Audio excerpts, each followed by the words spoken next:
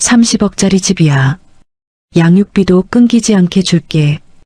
이만하면 충분하지 않아? 시어머니가 이혼 조건으로 내뱉은 말에 저는 속으로 웃음이 나왔습니다. 그렇게 하죠. 아무것도 모르는 채 조용히 사라질 거라고 생각한 게 그분들의 첫 번째이자 마지막 실수였어요. 안녕하세요. 저는 지금 동네 약국을 혼자 운영하며 아들을 키우고 있는 38살 여성입니다. 제 이름은 이수진입니다. 이혼한 지 이제 막 1년이 지났어요.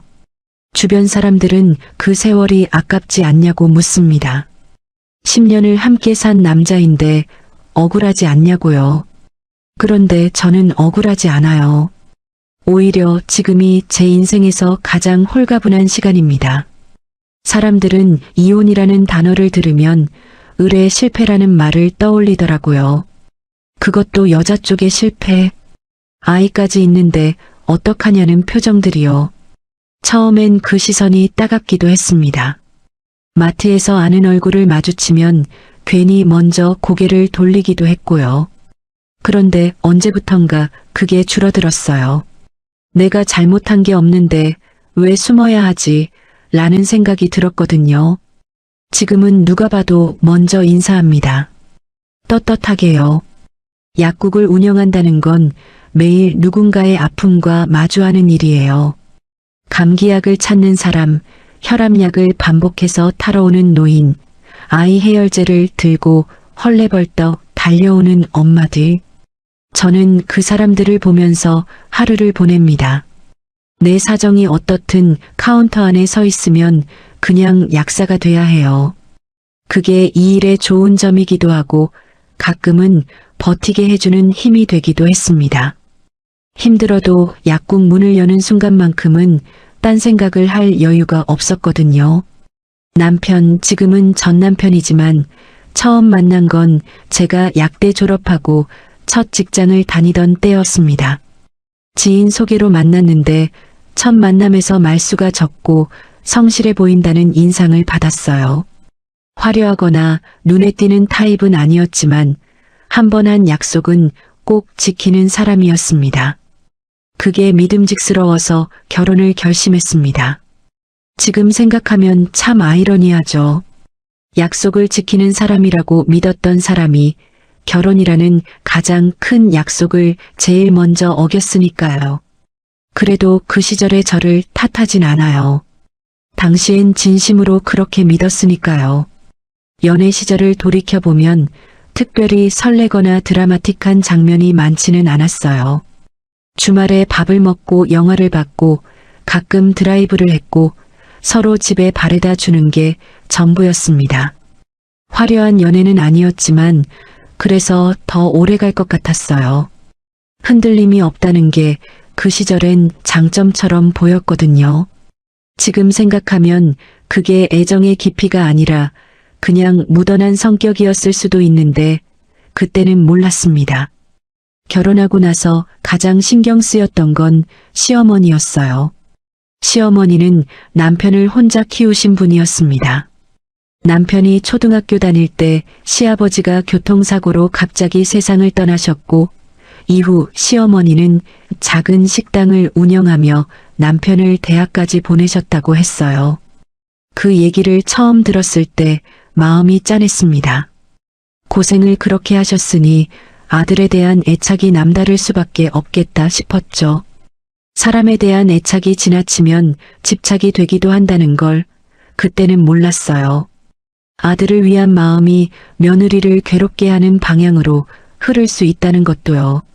처음엔 그냥 강한 모성이라고 생각했습니다. 처음 시댁에 인사를 드리러 갔을 때 시어머니는 차린 것도 없다며 상을 가득 차려 놓으셨습니다.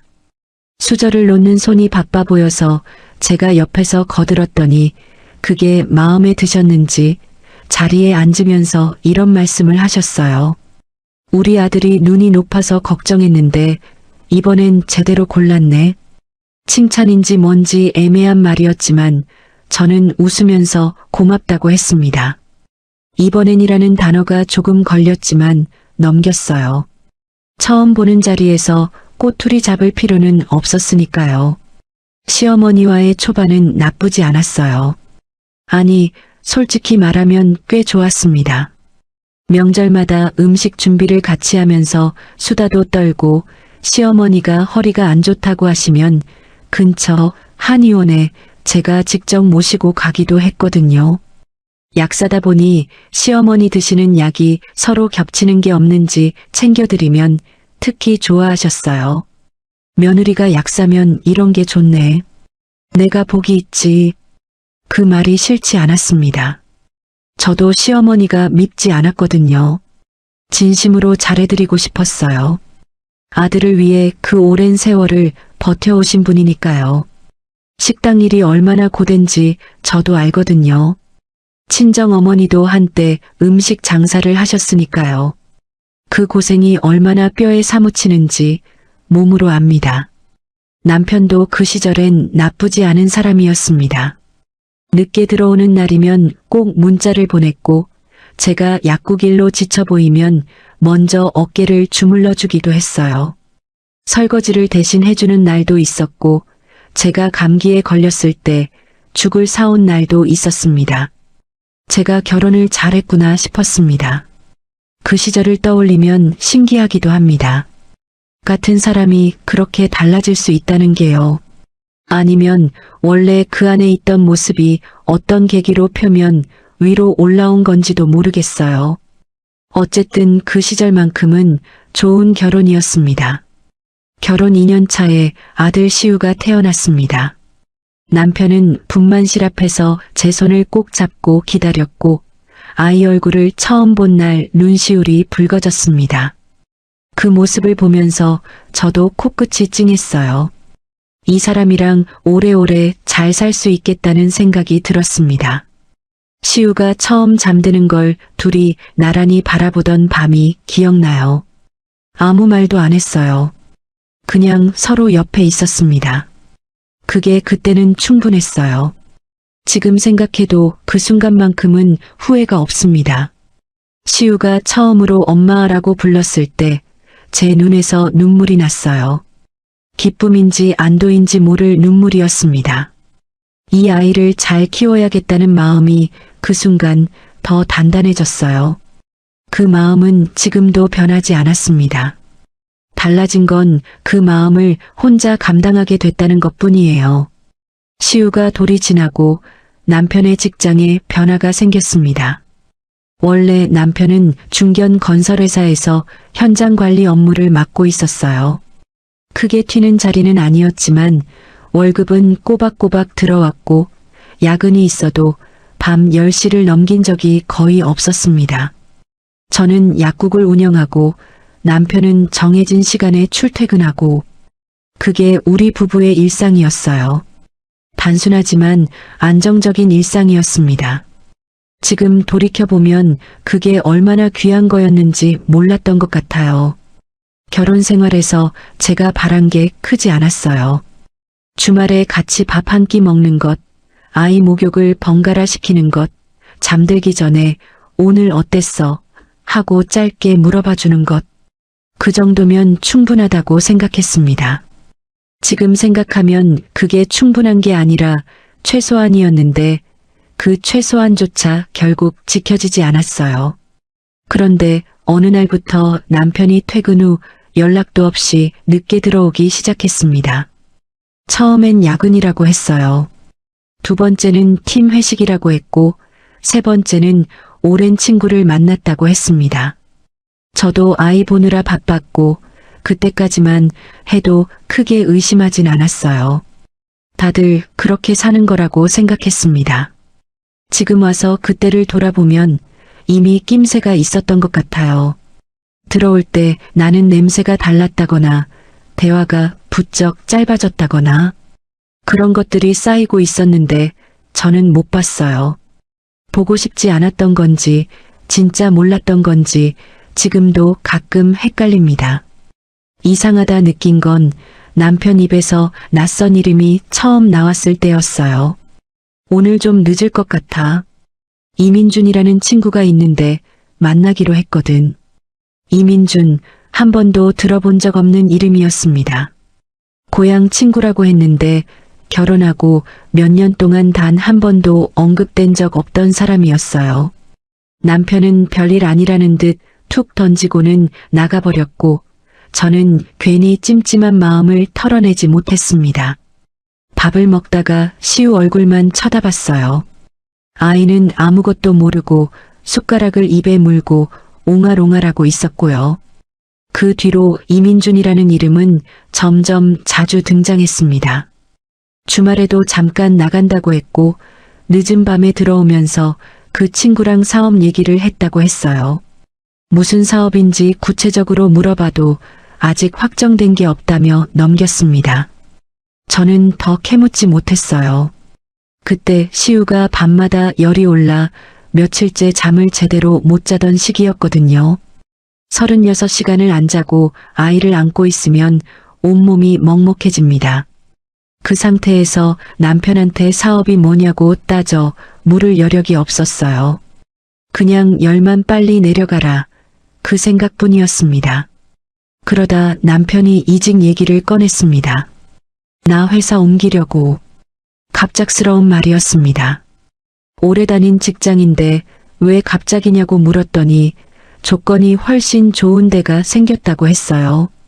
어떤 회사냐고 물었을 때 남편은 말을 아꼈습니다. 때 되면 말해줄게 라는 말만 반복했어요. 저는 불안했지만 남편을 믿어보기로 했습니다. 그때 제가 물었어야 할 것들이 있었는데 묻지 않았어요.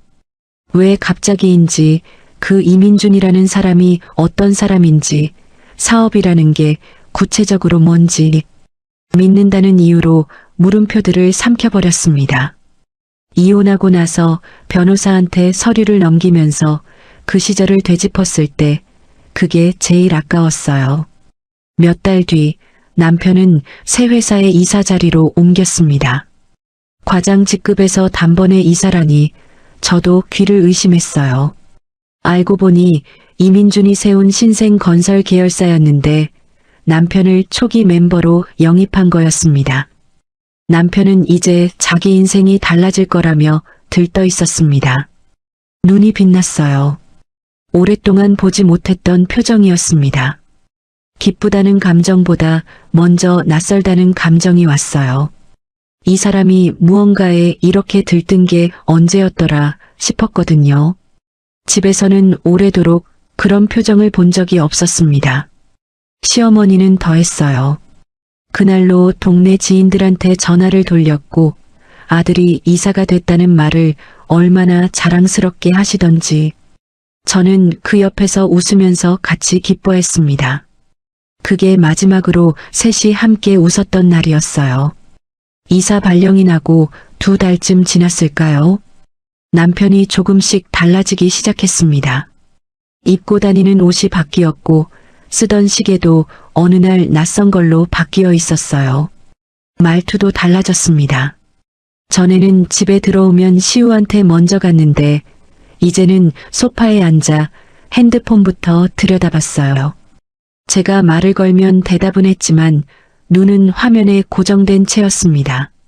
한 번은 시우가 아빠 안아줘 하고 팔을 뻗었는데 남편이 잠깐만 하고 핸드폰에서 눈을 뗀 게 한참 뒤였어요. 그 잠깐만이라는 말이 제 귀에 꽤 오래 남았습니다. 아이는 그래도 아빠를 기다렸어요. 어린아이가 그렇게 기다리는 걸 보면서 저는 말을 잃었습니다.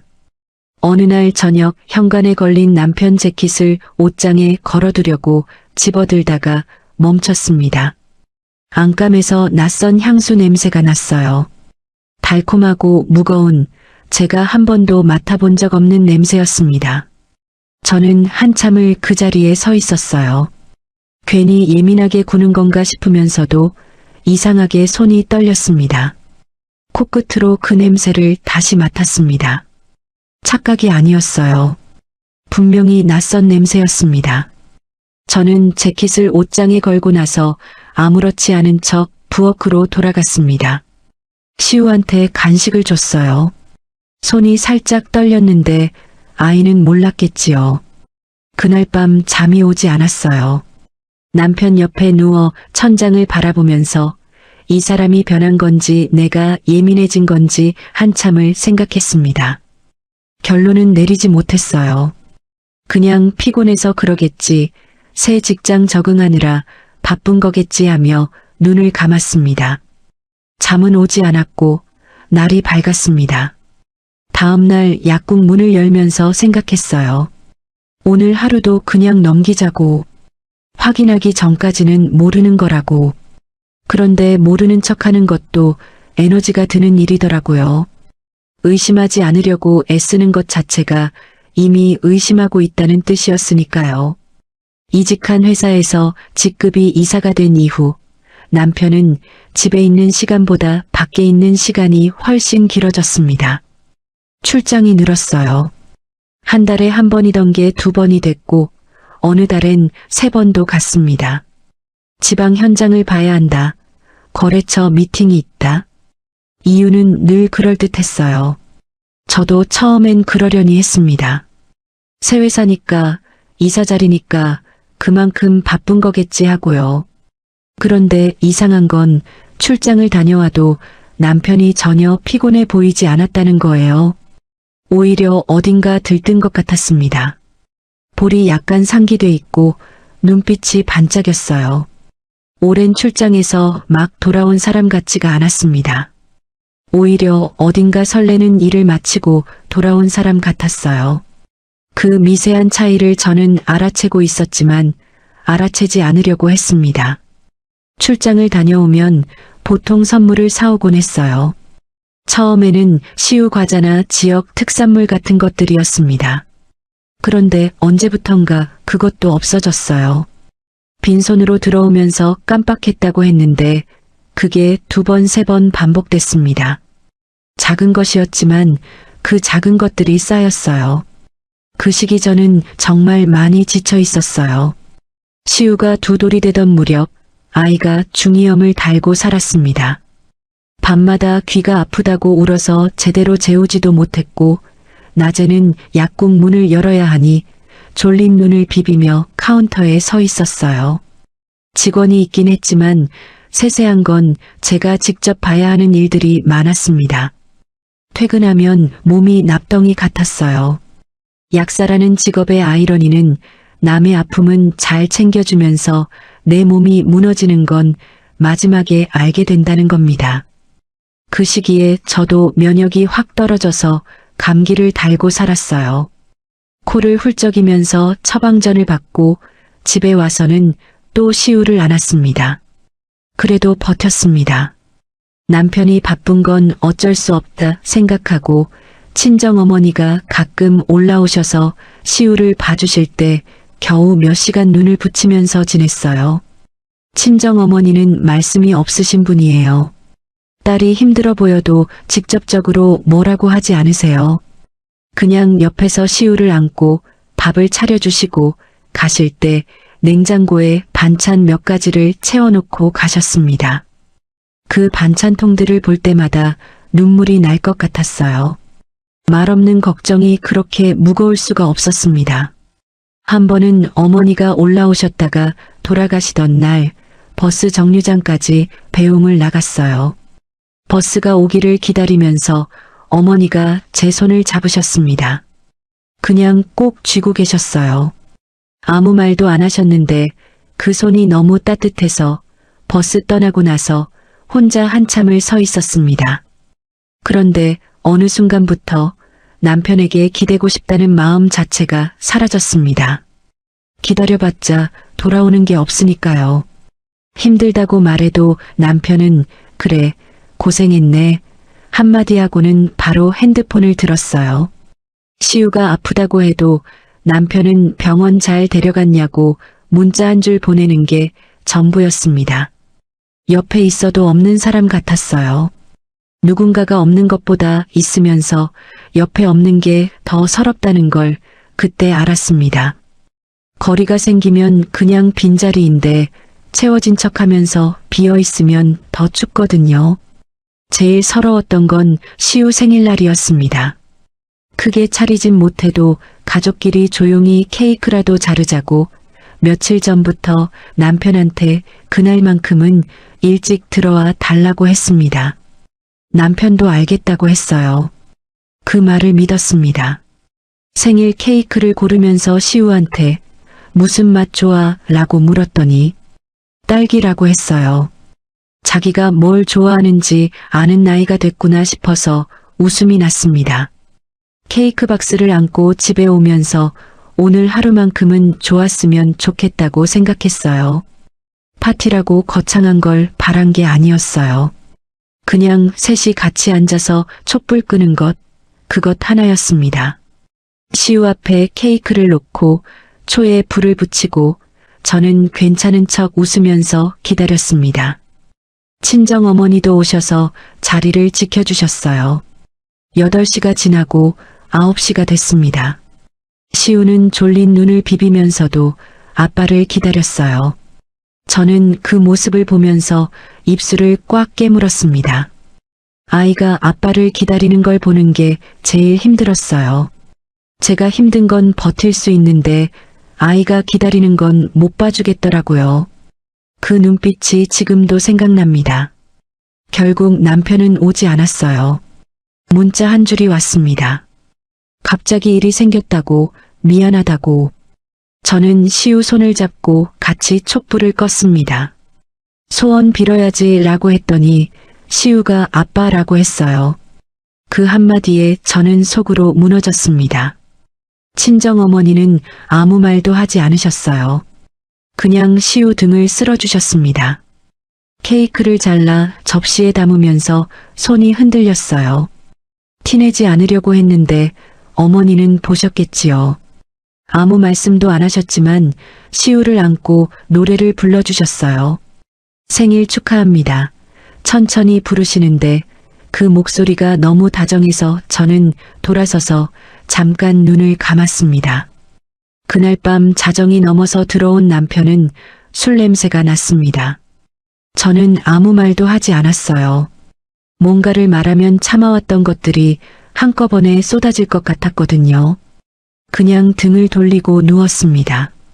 천장을 바라보면서 생각했어요. 이 사람이 바빠서 못 온 게 아닐 수도 있겠다고, 오고 싶지 않았던 게 아닐까 하고요. 아니면 올 수 없는 이유가 따로 있었던 게 아닐까 하고요. 그 생각이 머릿속에 한번 들어오자 좀처럼 떠나질 않았습니다. 의심은 한번 싹이 트면 생각보다 빠르게 자랍니다. 시우 생일날 이후로 저는 남편을 다르게 보기 시작했어요. 전에는 그냥 지나쳤던 것들이 하나씩 눈에 걸리기 시작했습니다. 늦게 들어올 때마다 샤워부터 하는 것, 밥을 먹었다며 저녁을 거르는 날이 늘어난 것, 잠자리에 들 때 스스로 거리를 두는 것, 따로 떼어놓으면 아무것도 아닌 것들이었어요. 그런데 전부 이어놓으니 그림이 달라 보였습니다. 부부라는 게 오래 살다 보면 상대의 패턴을 몸으로 기억하게 돼요. 저도 의식한 게 아니었는데 남편이 평소와 다를 때 몸이 먼저 알아채더라고요. 그게 불편했습니다. 확인하고 싶지 않았어요. 그런데 무시할 수도 없었습니다. 밥상에 앉아서 마주보는 일이 줄었어요. 남편이 늦게 들어오는 날이 많았으니까요. 혼자 밥을 먹으면서 시우 얼굴을 보는 게 일상이 됐습니다.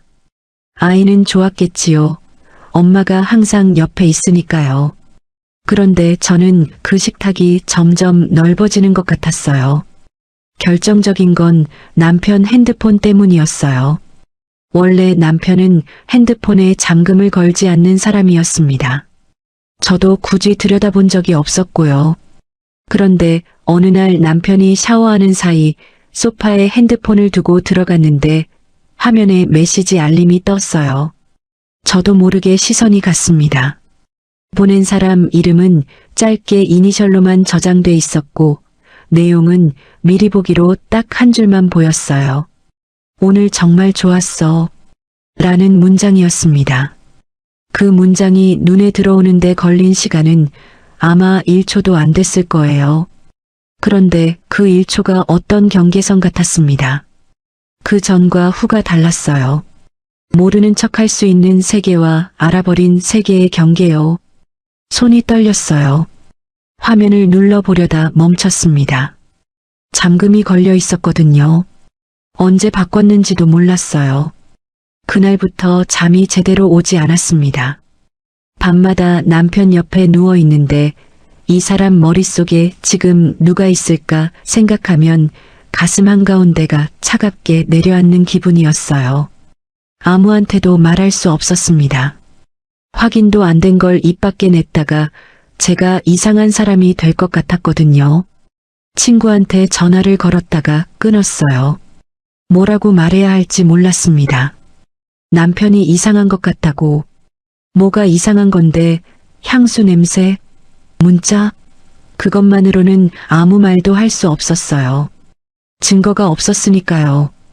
약국 문을 닫고 나서 직원이 돌아가면 혼자 앉아서 생각을 정리하려고 했어요. 그런데 정리가 안 됐습니다. 생각이 빙빙 돌았어요. 아닐 수도 있다, 맞을 수도 있다를 반복하다 보면 결론은 항상 같았습니다. 알아야 한다고요. 그래서 혼자 움직이기로 했습니다. 남편이 출장을 간다고 한 날이었어요. 저는 약국 직원한테 오후를 맡기고 일찍 나왔습니다. 뚜렷한 계획이 있었던 건 아니었어요. 그냥 확인하고 싶었습니다. 내가 너무 예민한 건지 아니면 정말 뭔가 있는 건지. 나오면서도 2번 망설였어요.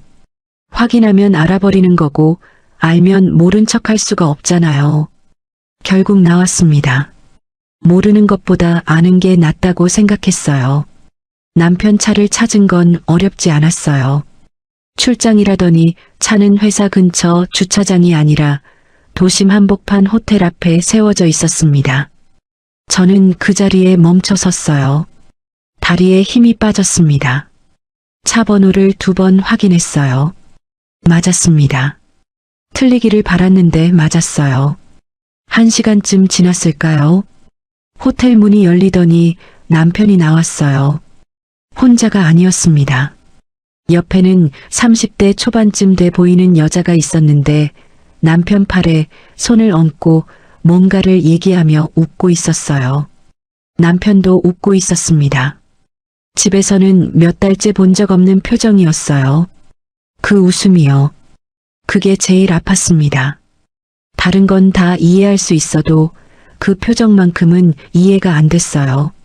집에서는 저한테 그렇게 웃어본 게 언제였는지 기억도 안 나는데 저는 그 자리에서 한 발짝도 움직이지 못했습니다.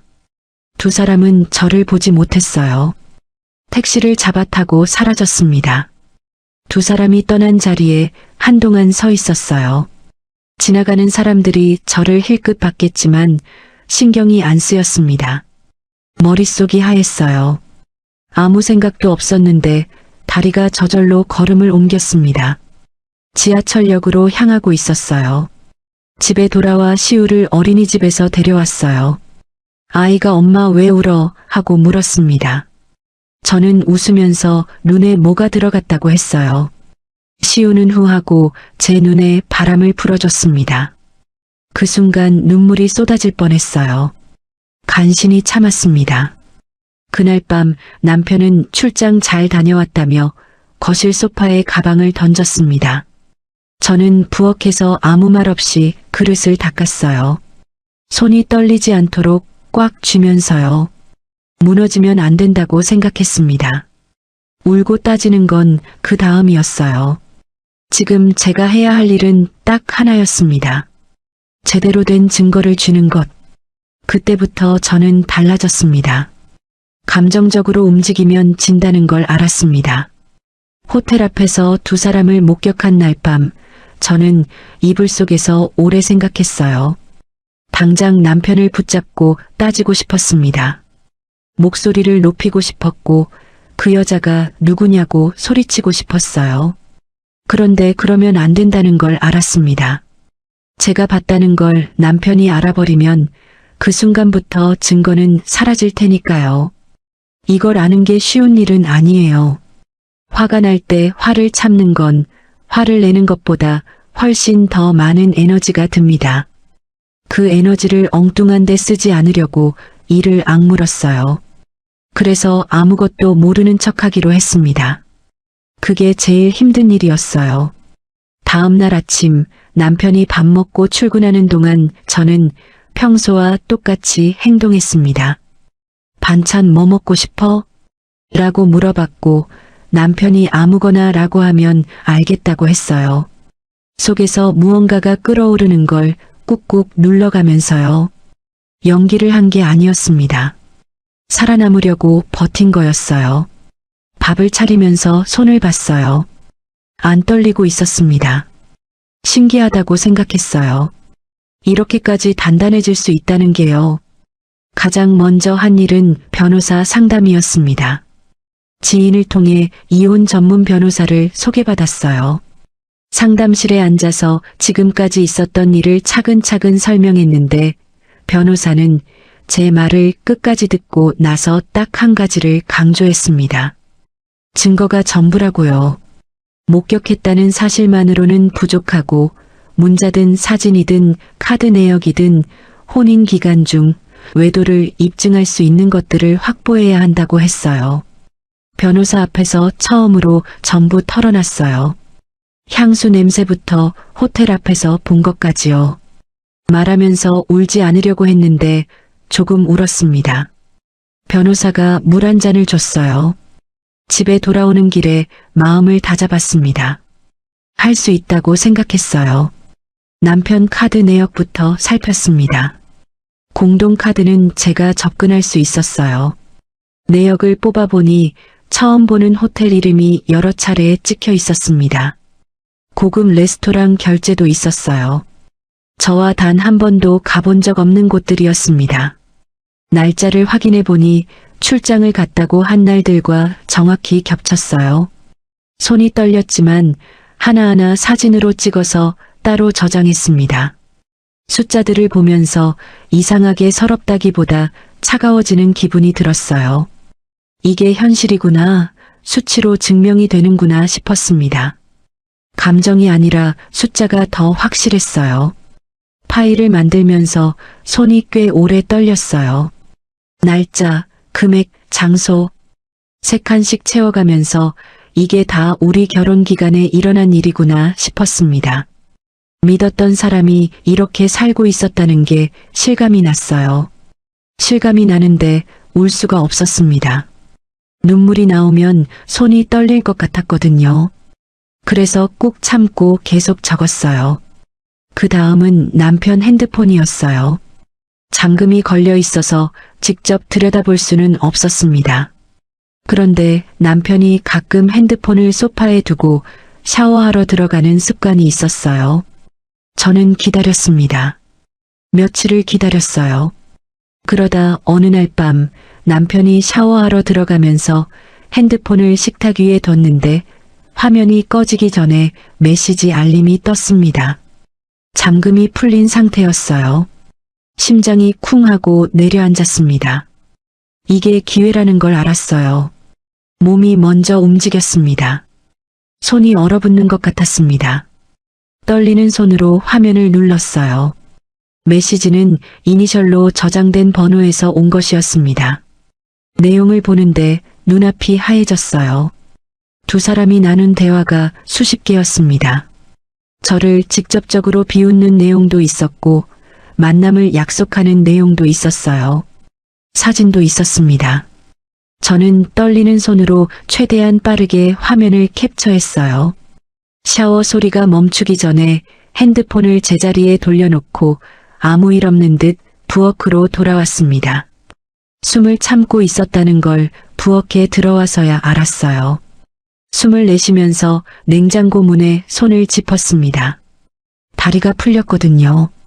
그날 밤 시우를 재우고 나서 혼자 방에 앉아 오래 울었어요. 소리는 내지 않았습니다. 이불을 입에 대고 그냥 울었어요. 서러워서 운 게 아니었습니다. 이제 더 이상 의심이 아니라는 걸 확인했기 때문이었어요. 알고 싶지 않았던 걸 두 눈으로 똑똑히 봐버렸으니까요. 울고 나서 세수를 했습니다. 거울을 봤어요. 눈이 퉁퉁 부어 있었지만 표정은 단단하게 고쳐 잡았습니다. 이제 무너질 시간은 없었어요. 해야 할 일이 남아 있었으니까요. 저는 그날 이후로 준비를 본격적으로 시작했습니다. 카드 내역, 메시지 캡처, 호텔 앞에서 목격한 날짜와 장소 하나씩 정리해서 파일로 만들었어요. 변호사에게 넘길 수 있도록 깔끔하게 정리했습니다. 남편은 제가 아무것도 모른다고 생각했을 거예요. 매일 밥을 차려주고 시우를 씻기고 평소와 똑같이 생활했으니까요. 그게 제가 할 수 있는 가장 냉정한 복수였습니다.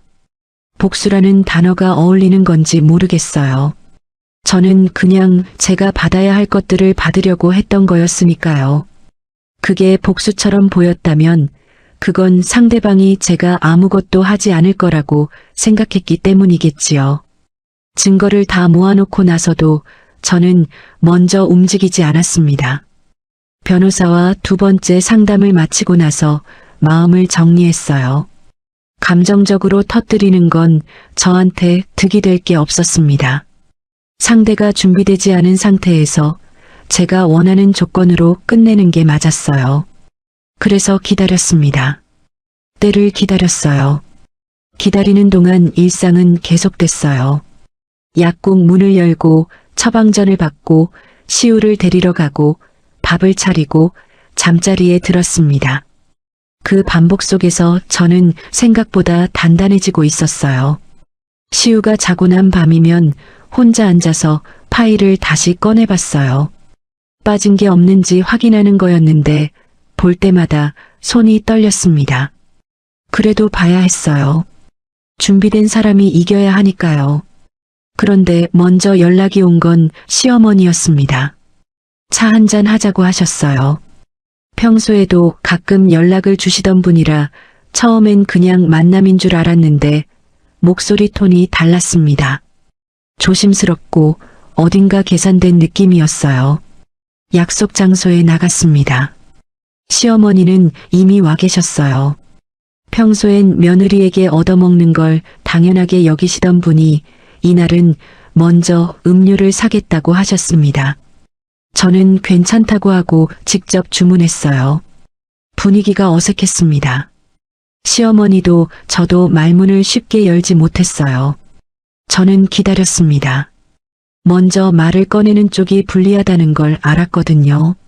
먼저 입을 여신 건 시어머니였습니다. 너희 요즘 많이 힘들지? 저는 대답하지 않고 기다렸습니다. 시어머니는 말을 이어가셨어요. 아들 마음이 이미 많이 떠난 것 같다고 억지로 붙들고 사는 거 서로 힘들다고 하셨습니다. 자기 아들이 바람을 피웠다는 말은 끝내 하지 않으셨어요. 그냥 안 맞는 거라고 요즘 세상에 이런 일이 어디 한둘이냐고 하셨습니다. 안 맞는 거라는 말이 우습기도 하고 씁쓸하기도 했어요. 10년을 살다가 안 맞게 된 게 아니라 이유가 있어서 달라진 건데 그걸 안 맞는다는 말로 정리하시는 거였으니까요. 저는 커피를 한 모금 마시면서 그 말이 어떤 말인지 천천히 생각했습니다. 반박하지 않았어요. 필요 없었거든요. 그러더니 본론을 꺼내셨어요. 지금 살고 있는 아파트 명의는 네 앞으로 넘겨줄게. 시우랑 살 집은 있어야 하잖아. 그리고 양육비도 매달 제대로 줄 거야. 이 정도면 나쁘지 않잖아. 저는 잠깐 시어머니 얼굴을 봤습니다. 진심으로 저를 배려하는 표정이 아니었어요. 빨리 정리하고 싶어서 내미는 조건이라는 게 보였습니다. 그 아파트는 남편과 제가 결혼하고 나서 둘이 함께 모은 돈으로 장만한 집이었어요. 주변 개발이 되면서 시세가 32억까지 올라 있었습니다. 시어머니 입장에서는 그걸 떼어줘도 아들이 새 여자와 새 출발을 하면 충분히 뽑을 수 있다고 계산한 거겠지요. 32억? 크다면 크고 시어머니 계획 안에서는 작다면 작은 금액이었어요. 저는 그 숫자를 마음속으로 다시 한번 읽었습니다. 변호사가 얘기한 재산 분할 청구 범위와 비교했어요. 나쁘지 않았습니다. 저는 웃음이 나왔습니다. 참으려고 했는데 입꼬리가 올라갔어요. 속으로 생각했습니다. 이미 변호사와 상의해서 재산 분할 청구까지 준비해둔 상태였고 혼인 파탄 책임이 남편에게 있다는 증거도 충분했습니다. 싸우면 더 받을 수도 있었어요. 그런데 시어머니가 먼저 아파트를 넘겨주겠다고 하는 상황이었습니다. 거절할 이유가 없었어요. 그렇게 하죠. 짧게 대답했습니다. 시어머니 표정이 순간 굳었어요. 당황하신 게 역력했습니다. 울거나 매달릴 거라고 생각하셨던 거겠지요. 아이까지 있는 며느리가 이렇게 쉽게 수락할 거라곤 예상을 못하신 거였어요. 저는 덧붙였습니다. 명예 이전 먼저 완료하고 그 다음에 서류 접수하는 걸로 할게요. 시어머니는 잠시 말을 잃으셨다가 고개를 끄덕이셨어요. 아마 속으로는 일이 생각보다 잘 풀린다고 여기셨을 겁니다. 새 며느리 들릴 생각에 마음이 앞서셨겠지요. 집에 돌아오는 버스 안에서 창밖을 봤어요. 저녁 하늘이 주황빛이었습니다. 이상하게 눈물이 날 것 같았는데 나지 않았어요. 이미 울 만큼 울었던 것 같습니다. 그날 저녁 남편이 일찍 들어왔어요. 시어머니한테 연락을 받았는지 미안하다는 말을 했습니다. 저는 그 사과가 무엇에 대한 건지 묻지 않았어요. 물어봐야 제대로 된 대답이 나올 사람이 아니었으니까요. 남편이 서류를 내밀었습니다. 이미 준비해뒀다고 했어요.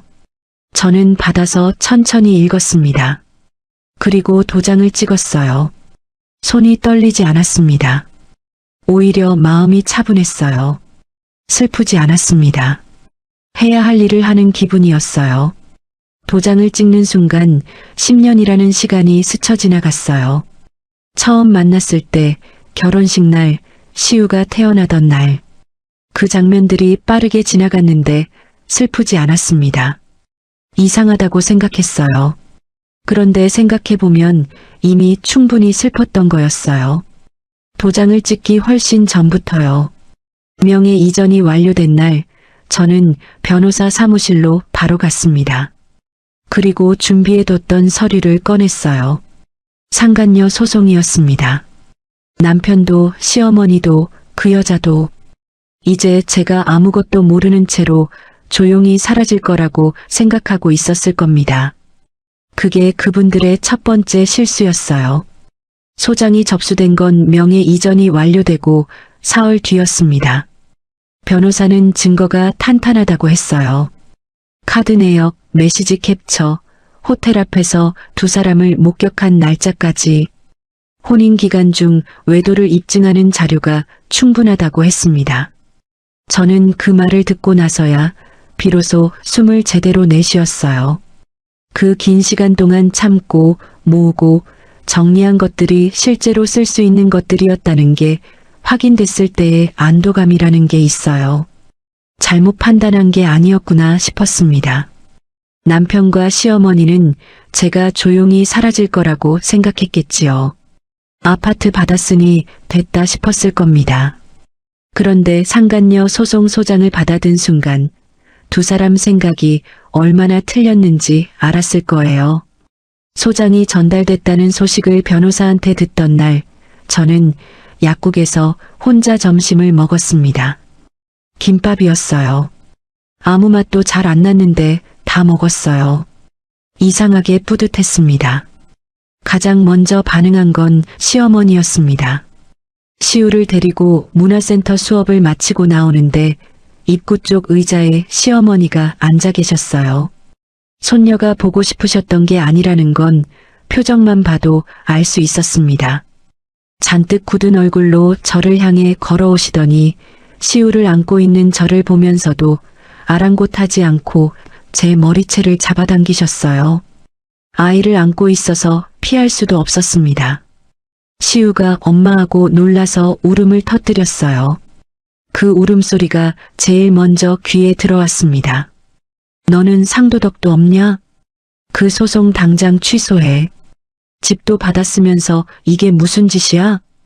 저는 시우를 한쪽으로 돌려 안으면서 차분하게 말했습니다. 상도덕이요? 불륜한 것들이 할 소린가요? 혼인 기간 중에 있었던 일인데 당연히 소송 걸 수 있죠. 시어머니 목소리가 높아졌어요. 불륜이라니? 서아는 우리 아들이 너랑 정리하고 나서 만난 거야. 그 여자가 자산이 100억이 넘는 부동산 재벌가 딸이라며 아들 앞날을 망치지 말라고 하셨어요. 그 말을 들으면서 저는 속으로 피식 웃었습니다. 100억 자산가. 그 말이 얼마나 허무맹랑한 건지 저는 이미 알고 있었거든요. 처음 유서아라는 이름을 남편 메시지에서 발견했을 때 저도 그 사람이 어떤 사람인지 알아봤습니다. 변호사를 통해 간단히 확인한 것만으로도 수상한 구석이 한두 가지가 아니었어요. 100억 자산가라고 하기엔 주소지도 불분명했고 등록된 재산 내역도 없었습니다. 처음부터 말이 안 되는 사람이었어요. 그런데 남편은 그걸 확인조차 하지 않았던 거였습니다. 보고 싶은 것만 보면 확인하고 싶은 것만 확인하게 된다는 걸 남편은 몰랐던 거겠지요. 시어머니 말씀이 끝나기도 전에 문화센터 안에 있던 다른 학부모가 상황을 보고 경찰에 신고했어요. 아이들까지 있는 공공장소에서 벌어진 일이었습니다. 시어머니가 머리채를 잡아당기는 바람에 목과 어깨에 통증이 왔고 머리카락도 한 움큼 빠진 상태였어요. 저는 시우를 다른 학부모에게 잠깐 맡기고 상황을 수습했습니다. 아이가 불안해서 계속 저를 쳐다봤어요. 괜찮아 라고 눈빛으로 말해줬습니다. 경찰이 오고 나서야 시어머니는 손을 놓으셨습니다. 저는 그 자리에서 망설이지 않고 폭행으로 고소했어요. 이미 한 번 참으면 두 번이 된다는 걸 알았으니까요. 경찰서에서 전 남편을 다시 보게 됐습니다. 이혼하고 나서 처음이었어요. 남편은 어떻게 된 거냐고 물었고 저는 짧게 답했습니다. 당신 어머니가 먼저 손댔어. 남편은 할 말을 잃은 듯 입을 다물었어요. 어떤 증거가 있는지 제가 어디까지 알고 있는지 가늠이 안 됐겠지요. 속이 타들어갔을 겁니다. 저는 그 얼굴을 오래 보지 않았어요. 볼 필요가 없었습니다. 시어머니는 초범이라 벌금형으로 마무리됐어요. 그런데 저는 그 자리에서 분명히 말해뒀습니다. 한 번 더 제 몸에 손을 대면 그땐 실형이 나올 수 있다고요. 두 번은 없다고 했습니다. 표정을 봐드릴 여유는 없었어요. 저는 시우 손을 잡고 먼저 나왔습니다. 경찰서를 나서면서 시우가 손을 꼭 쥐었어요. 작은 손인데 꽤 세게 잡았습니다. 괜찮아 라고 했더니 시우가 엄마 손 따뜻해 했어요. 그 말에 웃음이 났습니다. 얼마 만에 제대로 웃은 건지 몰랐어요. 상간녀 소송은 순조롭게 진행됐어요. 증거가 명확했고 혼인 기간 중 외도라는 사실도 분명했습니다. 유서아 측에서 처음엔 혼인 파탄 이후에 만났다고 버텼지만 제가 확보한 메시지 날짜 앞에서는 더 이상 주장을 이어가지 못했어요. 결국 합의 요청이 들어왔습니다. 저는 변호사와 상의해서 합의 조건을 정했어요. 감정적으로 더 받아내려 한 게 아니었습니다. 딱 받아야 할 만큼만 받기로 했어요. 시우를 키우는데 필요한 것들, 그게 기준이었습니다. 욕심을 낼 수도 있었어요. 충분히 더 받을 수 있는 상황이었으니까요. 그런데 이 싸움에서 이기는 게 목적이 아니었습니다. 제 삶을 다시 시작하는 게 목적이었어요. 그 차이가 결정을 쉽게 만들었습니다. 소송이 마무리되던 날 저는 혼자 사무실을 나왔습니다. 딱히 후련하다거나 통쾌하다는 감정은 아니었어요. 그냥 끝났다는 생각이 들었습니다. 오래 무거웠던 짐을 내려놓은 것처럼 발걸음이 가벼웠어요. 그런데 이게 끝이 아니었습니다. 더 어이없는 일이 남아 있었거든요. 소송이 끝나고 한 달쯤 지났을 때였습니다. 전 남편에게서 연락이 왔어요. 시우 면접 교섭 얘기인가 싶었는데 그게 아니었습니다. 목소리가 평소와 달랐어요. 어딘가 잔뜩 가라앉아 있었고 말을 고르는 게 느껴졌습니다. 잠깐 볼 수 있냐고 했어요. 중요한 얘기가 있다고 했습니다. 전화를 끊고 나서 잠시 생각했어요. 나갈까 말까? 결국 나갔습니다. 뭔지는 들어봐야 알 것 같았거든요. 어떤 말을 들어도 흔들리지 않을 자신은 있었어요. 며칠 뒤 집 근처 카페에서 만났어요. 전 남편 얼굴이 많이 상해 있었습니다. 살이 빠졌고 눈밑이 거뭇했어요. 잘 나가던 회사 이사 시절 모습은 온데간데 없었습니다. 보기 싫었냐고요? 솔직히 말하면 측은하다는 감정이 잠깐 들었어요. 그런데 그게 다였습니다. 측은함과 다시 연결되고 싶다는 마음은 다른 거거든요.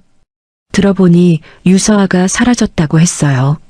아프다고 했답니다. 오래 살지 못할 수도 있다고, 짐이 되기 싫다고 하더니 어느 날 갑자기 연락이 끊겼다고 했습니다. 처음엔 전 남편도 걱정이 됐던 모양이에요. 그런데 시간이 지나도 연락이 없자 직접 찾아 나섰고 결국 멀쩡하게 살고 있는 유서아를 찾아냈다고 했습니다. 처음부터 꾸며낸 거였어요. 아프다는 것도 오래 살지 못한다는 것도 전부 거짓이었습니다. 전 남편에게 수천만 원을 받아낸 뒤 조용히 사라진 거였어요. 100억 자산가는커녕 신용불량에 사기 전과까지 있는 여자였습니다. 전 남편이 그걸 뒤늦게 알고 형사 고소까지 한 상황이라고 했어요. 전 남편은 테이블 위에 손을 올려놓고 고개를 숙였어요. 미안하다라고 했습니다. 자기도 속았다고, 그걸 알았다면 이혼하지 않았을 거라고 했어요. 저는 가만히 듣고만 있었습니다. 그 사람이 안쓰러워 보였냐고요? 솔직히 말하면 그렇지 않았어요. 처음 메시지에서 유서아라는 이름을 발견했을 때 저도 그 사람을 알아봤다고 했잖아요. 100억 자산가라는 말이 안 된다는 건 조금만 확인해봐도 알 수 있는 거였습니다. 그런데 전 남편은 확인하지 않았어요. 믿고 싶었던 거겠지요. 보고 싶은 것만 본 겁니다. 전 남편이 본론을 꺼냈습니다. 다시 합치고 싶다고 했어요. 자기도 속았다고, 그걸 알았다면 이혼하지 않았을 거라고 했습니다. 저는 아무 말도 하지 않았어요. 그 말이 얼마나 무책임한 건지 설명할 필요도 느끼지 못했습니다. 자기가 선택해서 만든 결과를 이제 와서 속았기 때문에 없었던 일로 하자는 거였어요. 저한테 한 것들은요? 시우 생일날은요? 거짓 출장들은요? 그건 다 없어지는 건가요? 저는 자리에서 일어나면서 딱 한마디만 했어요. 헛소리 하지 마. 됐고, 시우 양육비 계속 밀리면 법적으로 처리할 거야. 그게 전부였습니다. 뒤돌아보지 않았어요. 카페 문을 나서는데 이상하게 발걸음이 가벼웠어요. 만나기 전에는 걱정이 됐는데 만나고 나서는 오히려 확실해진 게 있었습니다. 저는 이미 끝낸 사람이었어요. 그 사람이 어디까지 무너지든 그건 더 이상 제 이야기가 아니었습니다. 그 뒤로 전 남편 소식은 지인을 통해 간간히 들었어요. 이민준이 세운 그 회사가 결국 문제가 터졌다고 했습니다. 불법 하도급의 회계 비리까지, 초기 멤버였던 전 남편도 조사를 피해갈 수 없었다고 했어요. 변호사 선임 비용의 유서와 소송 비용까지 겹치면서 통장이 바닥났다고 했습니다. 양육비는 여전히 들어오지 않았어요. 저는 그 소식을 들으면서 이상하게 감정이 없었습니다. 잘 됐다는 생각도 안 됐다는 생각도요. 그냥 그렇구나 였어요. 이미 제 삶에서 멀어진 이야기였으니까요. 시어머니는 그 모든 걸 아들 탓으로 돌리셨던 것 같아요. 멀쩡한 며느리 내보내고 사기꾼 여자한테 홀려서 집안을 통째로 말아먹었다고요.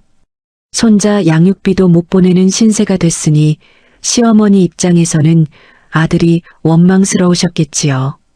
결국 어느 날 시어머니가 전 남편 머리채를 잡고 버럭 소리를 지르셨답니다.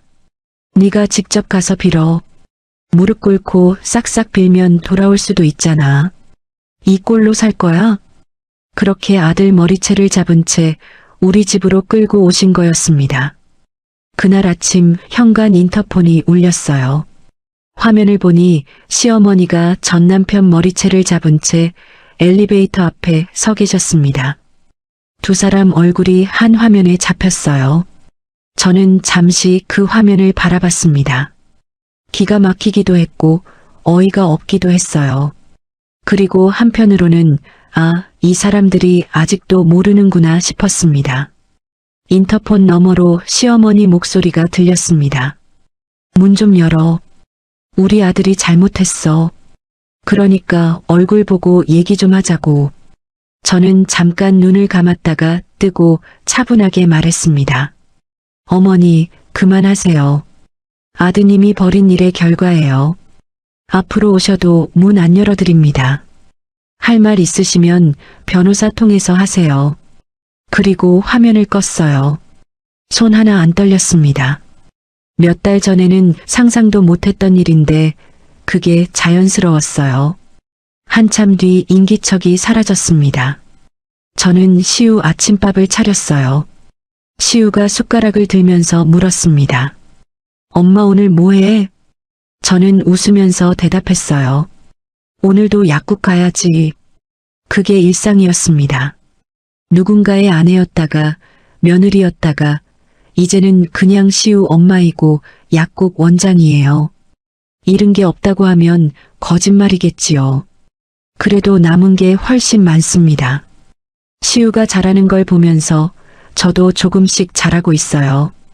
어떤 날은 시우가 저를 키우는 것 같기도 합니다. 아이한테 괜찮아 하고 말해줄 때 제가 먼저 위로를 받는 것 같거든요. 얼마 전에 시우가 유치원에서 가족 그림을 그려왔어요. 저와 시우 2명이었습니다. 선생님이 아빠는 어딨냐고 물었다고 했는데 시우가 우리 집은 엄마랑 나랑 둘이라고 했다네요.